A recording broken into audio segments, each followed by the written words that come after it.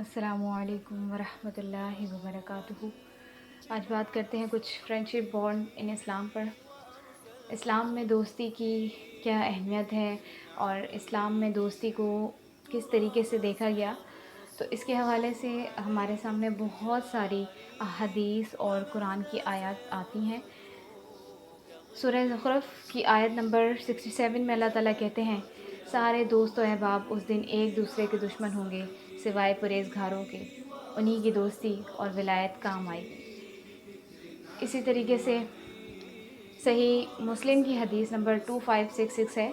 हज़रत अबू हुरैरा रज़ी अल्लाह ताला अन्हु से रिवायत है कि कहा, रसूलुल्लाह सल्लल्लाहु अलैहि वसल्लम ने फ़रमाया, अल्लाह ताला क़यामत के दिन फ़रमाएगा, मेरे जलाल की बिना पर एक दूसरे से मोहब्बत करने वाले कहाँ हैं?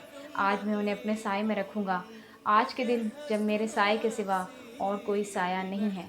इसी तरीके से अल्लाह ताला की मोहब्बत में अल्लाह ताला की रज़ा की खातिर एक दूसरे से जुड़ने वालों की जहाँ पर बात होती है, इसी तरीके से दोस्ती के हवाले से कुरान में जो है वो दिन बताया गया कि जब बहुत से लोग बहुत सारी चीज़ों की वजह से हसरत कर रहे होंगे कि काश हम ये ना करते, तो उसमें वो लोग भी शामिल होंगे कि जो ये हसरत कर रहे होंगे कि काश मैं इस शख्स से दोस्ती ना करता। अल्लाह ताला ने बहुत खूबसूरत रिश्ते इंसान को दिए, लेकिन दोस्ती का रिश्ता ऐसा होता है कि जो इंसान अपने लिए ख़ुद चूज़ करता है। जो अल्लाह ताला ने रिश्ते मुकर्रर कर दिए वो तो अल्लाह ताला की तरफ से हैं, लेकिन ये एक इंसान के पास ऐसी ओपन चॉइस होती है कि जिसमें उसकी अपनी ख्वाहिश होती है और अपनी पसंद होती है कि वो किसको दोस्त बनाना है। जब हम दीन पर आते हैं या हम दीन से पहले दोस्त दोस्त तो सबके इंसान के साथ हमेशा रहते हैं। आप दीन पर नहीं होते तो फिर आपके लिए ये मैटर नहीं करता कि आपकी दोस्त कैसी है या आपके दोस्त कैसे हैं, आपकी गैदरिंग्स कैसी हैं।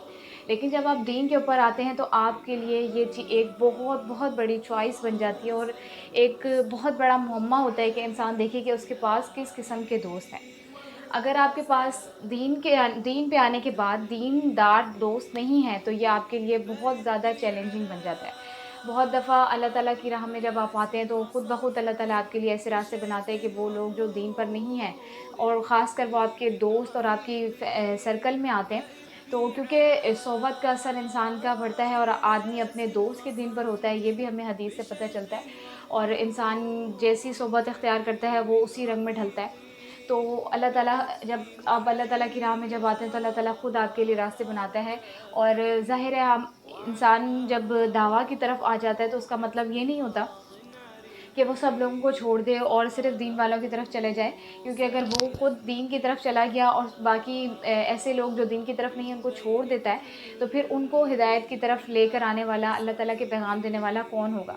तो इस वजह से ये तो मामला यहाँ पर हमें ये पता चल जाता है कि नहीं, हमें सबको ही दावत जो है वो दीन की तरफ देनी है। लेकिन जो आपकी राह में रुकावट बन रहे होते हैं, अल्लाह ताला ख़ुद ब ख़ुद उनको आपकी राह से अलग कर देता है। फिर अल्लाह ताला की राह में जब आप आते हैं तो अल्लाह ताला ख़ुद आपके लिए ऐसे लोग मुकर्रर करता है, आपके इर्द-गिर्द ऐसा एनवायरनमेंट बनना शुरू होता है कि आपको दीनदार लोग मिलने लगते हैं, आपको उनकी कंपनी मैसर आती है, तो इंसान देखता है कि उसके लिए रास्ते बहुत आसान हो जाते हैं। क्योंकि अल्लाह ताला की राह पे चलना और अपने ईमान को मज़बूत रखने के लिए सबसे ज़्यादा आपके लिए ज़रूरी होता है कि आपको कोई ना कोई मोटिवेट करता रहे, आपको कहीं न कहीं से मोटिवेशन मिलते रहे। बेशक कुरान एक बहुत बड़ी मोटिवेशन है, लेकिन जब आप अपने सामने अपने ही जैसे लोगों को अपने जैसा काम करते हुए देखते हैं और आप देखते हैं कि वो बहुत आगे बढ़ रहे हैं दीन में, तो फिर आपके लिए ये बहुत बड़ी मोटिवेशन होती है कि आप किस तरीके से दीन में आगे बढ़ें। तो दोस्त आपके लिए बहुत बहुत ज़्यादा आसानियाँ पैदा करते हैं और ख़ासकर दीन वाले लोग। तो इसीलिए अल्लाह ताला हम देखते हैं कि नबी करीम सल्लल्लाहु अलैहि वसल्लम के दोस्त और उनके कंपेनियन सहाबी जो हैं और जितने भी थे, और सबसे बढ़कर हज़रत अबू बकर सिद्दीक़ रज़ी अल्लाह ताला अन्हु, हम उनकी दोस्ती को देखते हैं।